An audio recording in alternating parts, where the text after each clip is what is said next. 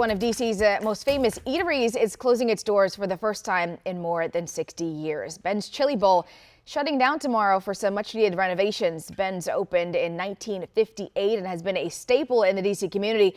And now the owners say it's time to give the historic building the love it deserves. Our Jacqueline Quinn is live at Ben's Chili Bowl this morning with all the details. Jackie, good morning to you.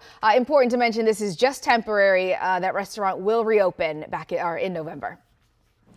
Yeah, good morning. And you know what? Chili does sound good for breakfast. But yes, today, right now, we're documenting history because it's one of the last few moments that you can see it look like this still before the renovations.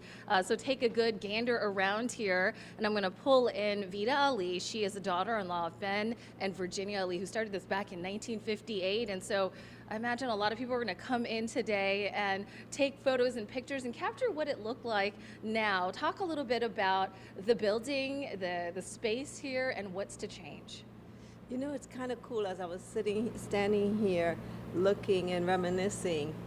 It's wild, it's been 67 years that this space has been open. And as they say, if walls can talk, you know, you'll see all the photos. And I'm like, you know, Mom's wish is to keep it looking exactly the same. So that's what we're going to do, is to try to keep it looking as close as it is now while doing the repairs. So we'll see, but it's kind of cool to watch it and go, wow, the last 67 years brought us here as a gathering place, you know, not only for the civil rights and all the meetings and, you know. It continues to be. I know, right? Because you have President Barack Obama coming here during his first term. One of his first stops. Yep, this was his first public stop. So he's it's kind of right cool. Here, right? That's why we have that there? That's his seat. And we'll bring back that seal after. You know, that seal will be there and continue for the next 67, as we say. Wow, that is so great. So it's pretty cool. A lot of history. You talked about this being a gathering place for the civil rights movement. And we have a long-time customer, a person who's been going here since the 1960s. This is Stanley Mays. And can you talk a little bit about your experience and you walking through here? Well, this place has been a part of my life ever since 1963, 64, something like that. And I have been here, and I'm the last of a group of guys, and the neighborhood guys that we call ourselves the regulars. And so we would meet here all the time in order to both enjoy the music and also to people watch. The things that I appreciated about Ben so much was the fact that no matter who you saw in our people watching, we always, whatever their celebrity was, they checked it at the door. And when they came in here, everybody was just amongst each other.